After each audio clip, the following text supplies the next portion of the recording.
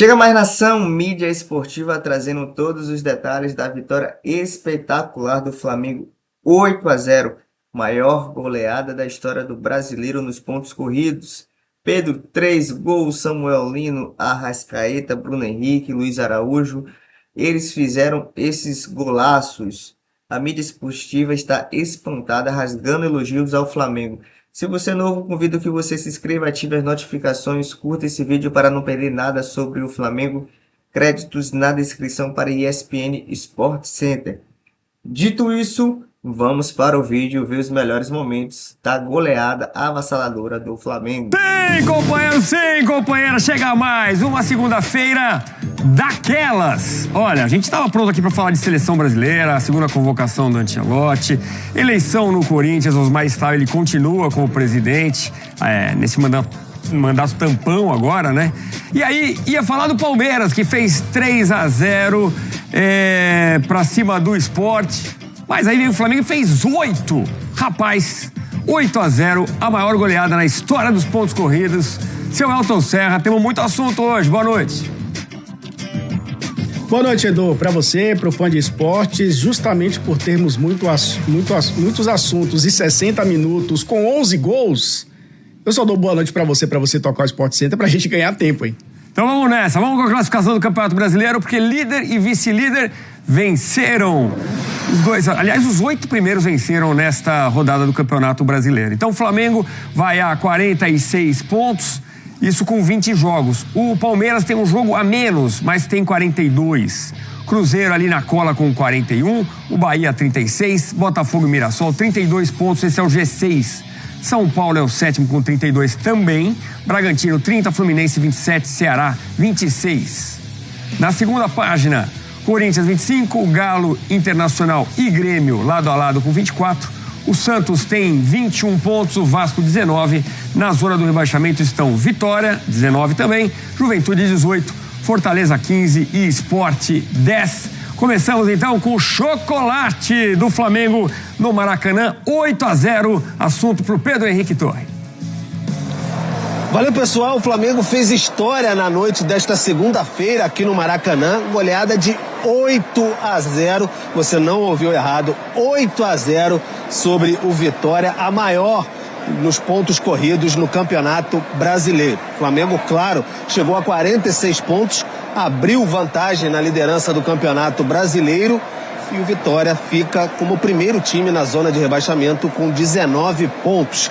Um jogo que o Flamengo, de maneira fulminante, liquidou já desde o início. Na primeira etapa, Samuel Lino fez gol com 1 minuto, o Pedro com 2 minutos. O Flamengo seguiu pressionando bastante o time baiano e aí conseguiu fazer 3-0, um golaço coletivo, uma bela jogada do Flamengo, 3-0 com a Arrascaeta. Segundo tempo, muita gente podia imaginar que o Flamengo seguraria o freio de mão, puxaria ali um pouco, botaria o pé no freio. Nada disso seguiu na maneira fulminante que aconteceu.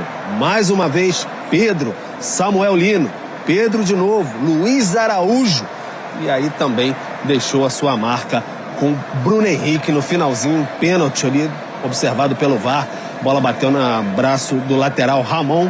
Então 8-0, torcida em absoluto êxtase, mais de 60 mil rubro-negros nesta noite aqui no Maracanã, mesmo numa segunda-feira. Agora vamos ouvir, claro, os artistas do espetáculo aqui do Maracanã nessa noite histórica.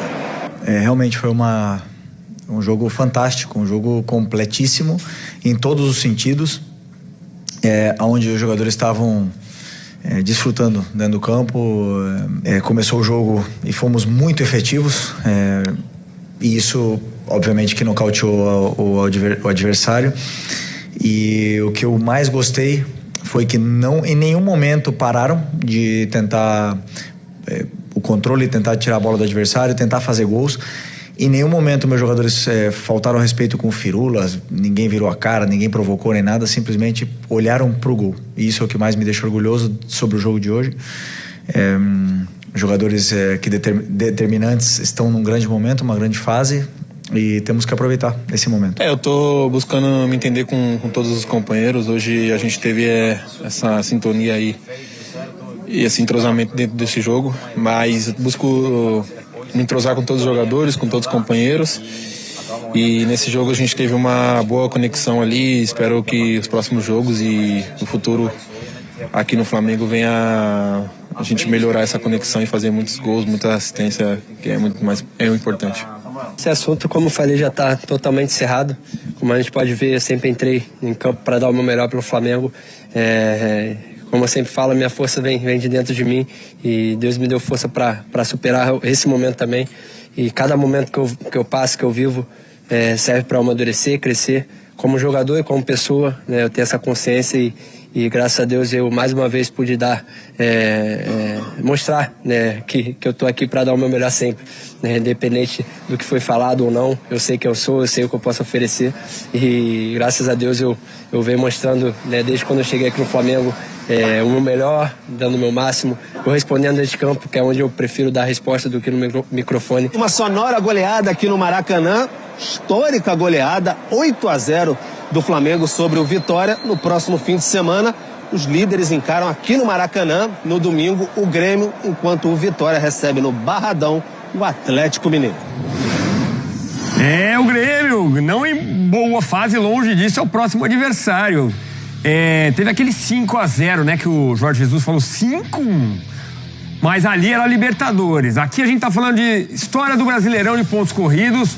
8-0 é o primeiro, a maior goleada nos pontos corridos. Em segundo, 7-0 do Goiás sobre o Juventude em 2003. Outro 7-0 sobre o Bahia do Cruzeiro em 2003. São Paulo também venceu por 7-0 em 2004. Ou seja, já é história, é a maior goleada do Flamengo na história do Brasileirão, empatado com o jogo de 82. É muita coisa, seu Elton Serra. Foi sobre Fortaleza na ocasião. É muita coisa. A maior goleada da história do Campeonato Brasileiro é 10-1. Quer dizer, não ficou longe em termos de diferença, né? E eu tô aqui ouvindo o que o Felipe Luiz fala, a questão de... elogiou a fome dos jogadores, né? E foi isso que eu pensei, o jogo deles, eles estavam se divertindo, eles estavam felizes. Você vê um Flamengo insaciável em campo, querendo mais tabela, mais gol. E aí sobrou pro Vitória, né? Que mesmo desfalcado, tem que ir pra casa com esse chocolate. Eu acho que a gente tem que fazer uma ponderação que não, e essa ponderação aqui não vai diminuir absolutamente nada o que o Flamengo fez no jogo. É um Vitória desorganizado, é um Vitória que sofreu 2 gols do time reserva do Palmeiras no Barradão, é um Vitória que deixou escapar o triunfo contra o lanterna do campeonato, o Sport, no Barradão também num 2-2, e contra o Juventude, outro time na zona de rebaixamento, acabou sofrendo 2 gols também. Foram 3 empates por 2-2 em casa. Dito isso, o Flamengo se aproveitou dessa fragilidade e impôs categoricamente a sua superioridade técnica e física, Edu, porque para roubar a bola no campo de ataque, recuperar como se fosse um time juvenil do outro lado, você tem que ter muita imposição física, e foi o que aconteceu com esse time do Felipe Luiz. Conseguiu fazer 2-0 logo cedo e aí condiciona o jogo, né? Um time que domina a posse de bola, mais de 70% de posse de bola, um time que começa a dominar o meio-campo. O Jorginho hoje bateu o recorde do Campeonato Brasileiro de passes certos, do Campeonato Brasileiro de 2025. Superou os 120 passes certos, é muita coisa, é mais da metade do que o Vitória trocou o jogo inteiro, o time inteiro durante 90 minutos, tamanho domínio do Flamengo. E aí vem os destaques individuais, né, dentro dessa coletividade que funciona muito bem. Samuel Lino, né, com a jogada, a gente tá vendo inclusive a conexão dele com o Pedro, ele falou sobre isso, né, que ainda pode afinar um pouco mais.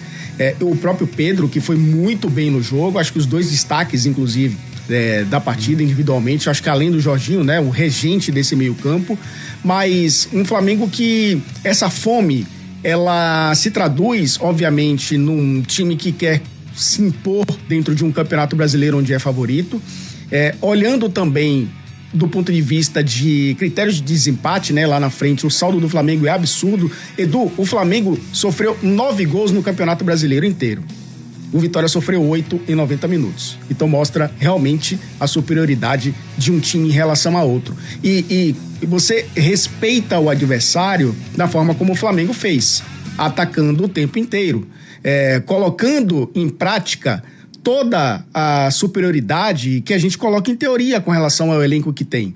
Então, quando o Flamengo consegue acelerar, quando o Flamengo consegue ser um time que se impõe diante do adversário, eu tô falando do Vitória, poderia ter sido qualquer outro, qualquer mesmo do Campeonato Brasileiro. O Flamengo consegue ser superior.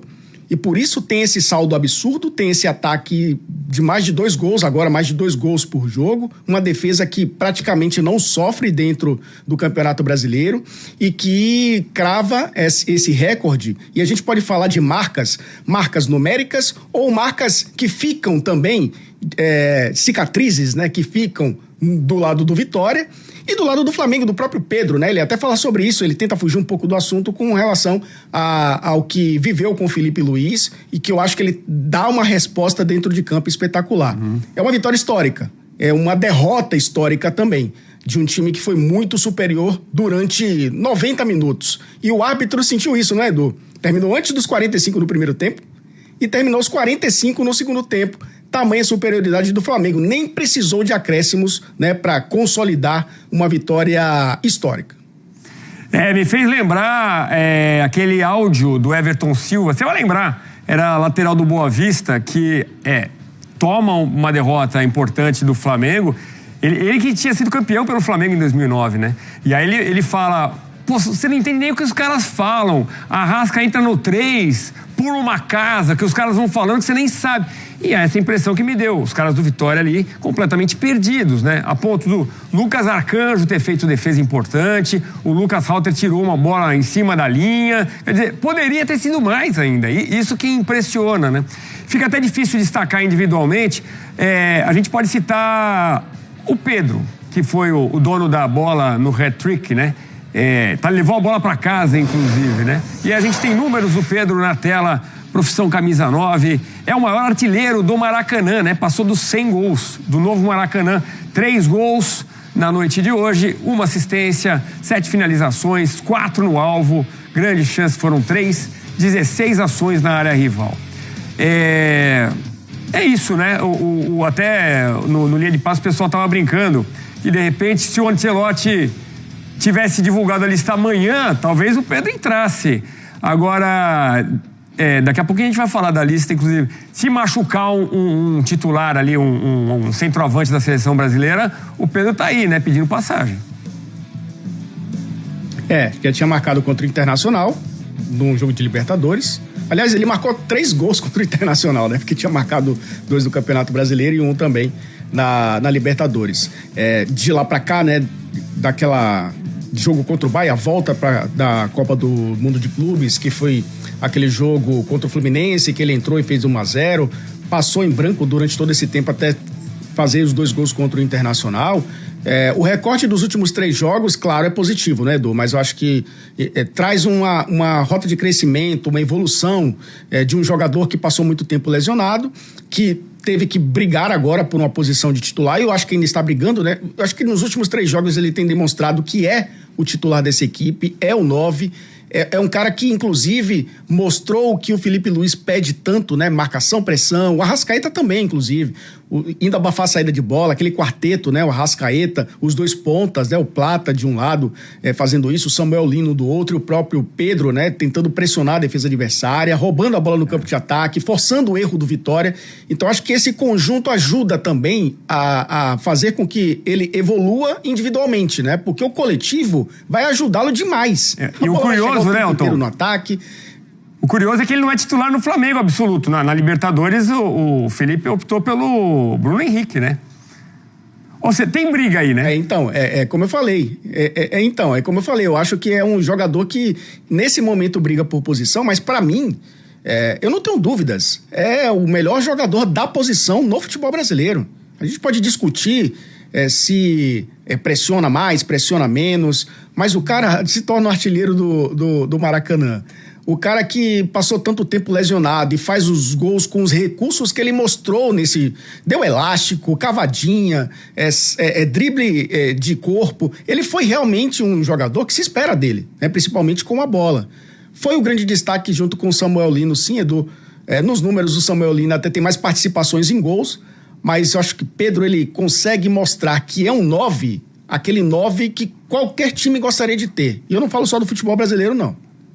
Vamos ver Samuel Lino, então. Põe na tela pra gente falar do outro destaque no ataque. Ele não tinha marcado nenhuma vez pelo Flamengo, né? Fez o primeiro gol dele com a camisa do Mengão, como ele disse, e logo o segundo. Então, fez 2 gols, foram 3 assistências do Samu, como ele é chamado também. Líder nesse quesito, 3 chances criadas, líder também, 3 finalizações no alvo, completou um drible e 9 ações na área rival. Este foi o ranking até o momento em que ele foi substituído aos 18 do segundo tempo. É curioso que ele ainda não havia marcado, né, Elton? Mas já caiu nas graças da torcida, da exigente torcida rubro-negra, do Felipe Luiz. Ele chegando titular absoluto, né? E parece ter sido uma instrução clara, né, Edu? O Vitória começa o jogo com o Lucas Braga na lateral direita. Um cara que é meia, atacante, né, joga mais à frente. Com tantos desfalques, o Carille colocou o Lucas Braga como lateral. E o Eric fazendo ali uma proteção a ele, né? Uma dupla ali pelo lado direito da defesa do Vitória. Então ataca o Samuel Lino por ali, em cima de um jogador que não é da posição. Ele já faz isso com laterais de ofício, né? Imagina quem tá improvisado por ali. Então acabou sendo o grande destaque para mim, do ponto de vista coletivo até, porque foram 3 assistências, né? Então acho que coletivamente ele foi muito bem, o Pedro com hat-trick e uma assistência, mas e aí vem a questão da individualidade também, né? Por 3 gols, mas pro coletivo ele funcionou melhor. E o Arrascaeta também, né? 2 assistências e 1 gol pro Arrascaeta, a gente não pode deixar também o uruguaio de fora. Mas o Samuel Lino, sim, acaba cada vez mais, né, sendo importante. E foi importante também, um parêntese rápido, o Alexandro acabou se lesionando, uma dúvida, inclusive, para o Ancelotti, e quando entra o Vinha, que é um jogador que talvez seja um pouco mais ofensivo que o Alexandro, o Samuel Lino cresceu ainda mais, né, porque teve alguém por ali, pelo lado esquerdo, para ajudar a abrir a defesa adversária. Então acabou sendo, sim, um dos grandes destaques dessa partida. Alexandro, que saiu logo no começo do jogo, né? Fez um tratamento com gelo, vira dúvida para o Flamengo e para a seleção brasileira, assim como o Joelinton, que também saiu machucado. Já a gente fala mais de seleção brasileira. Agora, Elton, você falou do Arrascaeta e impressiona, né? Como o banco também é rico. O Alexandro sai, entra o Vinha. Aí entra Bruno Henrique, aí entra Carrascal no lugar do Arrascaeta. É um banco. Ainda tinha Everton Cebolinha, o De La Cruz voltou a jogar. Quer dizer, é muita opção que tem o Flamengo, né? Luiz Araújo, que entrou e fez gol, né? É verdade, Luiz Araújo. É muita opção. Quer dizer, é um elenco muito rico, né? Mas parece que a alma desse time... Ainda tem o Pulgar, que vai voltar, né? O Felipe Luiz falou sobre isso. Só que a alma do time tá ali. A gente tem ali um trio de meio de campo que é espetacular, né? O Saul com o Jorginho deu muito certo, servindo o Arrascaeta ali na frente, que eles saem jogando, saem armando, né? É impressionante como a gente pode chamar uma dupla, né? Saul e Jorginho, como essa dupla deu certo. E eu acho que não sai mais, né? É claro que a gente vai voltar àquela história de o Flamengo tem um time titular de 17 jogadores. Mas só jogam 11. No calendário do futebol brasileiro, que o Flamengo está reclamando, inclusive, né, das mudanças da CBF, você ter 16, 17 jogadores que seriam titulares tranquilamente dessa equipe é um luxo. Então o Bruno Henrique entrar e fazer o gol de pênalti. O De La Cruz, né, recuperado, tendo mais chances, 20 minutos em campo. O Carrascal, contratado, é uma boa opção também, do meio pra frente entrou no lugar do Arrascaeta, e se fala muito, né, desse cara para funcionar ali como meia quando o Arrascaeta não tiver condições. Então você tem mais um jogador para essa posição. O Luiz Araújo, cara das bolas paradas, mas também da finalização da entrada da área, foi importante também. Então a gente tá falando de um elenco, e a gente não tá citando aqui, não é, Edu? O Emerson Royal não entrou, o Danilo não entrou, o Everton Cebolinha não entrou, o Alacian, né, que tem entrado bem nos jogos, inclusive. Então é um elenco muito forte, né? O Pulgar vai ter que esperar um pouquinho, ou talvez aí, que nem o Pedro, né, vai ter que lutar muito para voltar para essa equipe titular. Mas vai ter muitas oportunidades, porque o calendário permite que isso aconteça. Então é um Flamengo muito forte para as duas competições. Caiu na Copa do Brasil, mas tem a Libertadores e o Brasileiro como favoritaço para chegar à decisão da Libertadores e para conquistar o título brasileiro. É isso, mas no encalço do Flamengo, aquela briga que a gente já vem acompanhando nos últimos anos. É isso aí, nação. Sport Center Créditos na descrição para a ESPN, trazendo todos os detalhes. A vitória do Mengão. Vitória não, né? A goleada, o atropelo, simplesmente amassou o Vitória. O Vitória não viu a cor da bola. Flamengo aí que fez a maior goleada histórica no Campeonato Brasileiro na era dos pontos corridos. 3 de Pedro, 2 de Samuel Lino, Arrascaeta, Bruno Henrique e Luiz Araújo foram eles que fizeram essa goleada histórica. E simplesmente aí o Vitória vai voltar para Salvador com uma crise imensa. Mas o Flamengo aí, que mesmo o Palmeiras ganhando, conseguiu continuar isolado ali na liderança do Brasileiro de 2025. Quem você, torcedor, acha que seria o melhor em campo?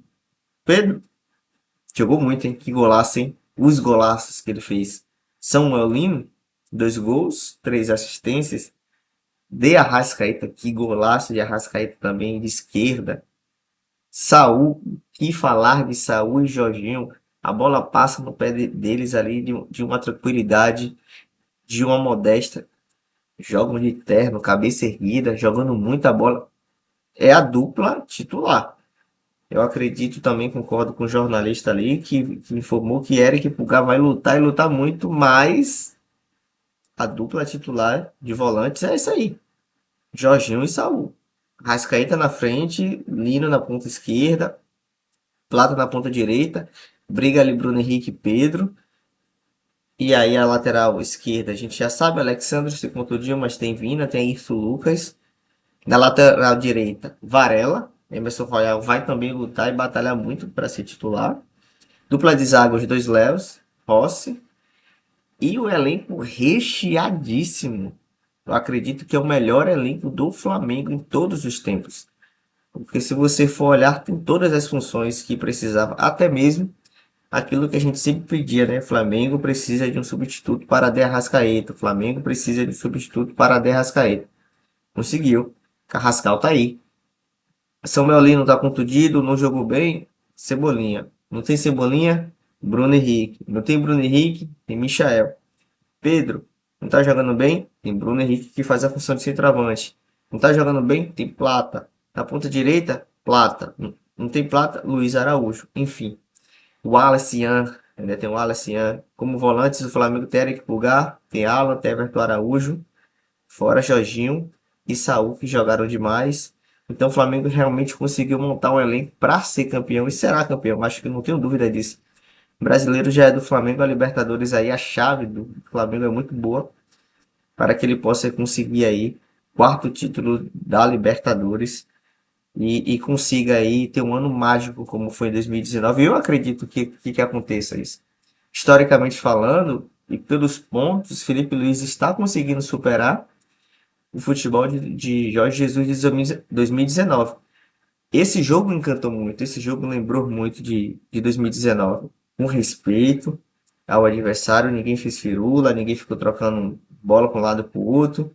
E o Flamengo simplesmente amassou o Vitória, goleada histórica. Dito isso, saudações rubro-negras. Se você é torcedor do Flamengo, se inscreva no canal, ative as notificações, curta esse vídeo, compartilha com seus amigos e familiares. Coloca nos seus comentários quem você elegeria ali o melhor jogador em campo. O que é que você gostou, não gostou. Acho que ninguém não tem nada a criticar, mas só elogiar. O Flamengo aí que conseguiu fazer essa goleada. Expresse sua opinião nos comentários para a gente bater um papo. Saudações rubro-negras. Abraço, nação. Isso aqui é Flamengo.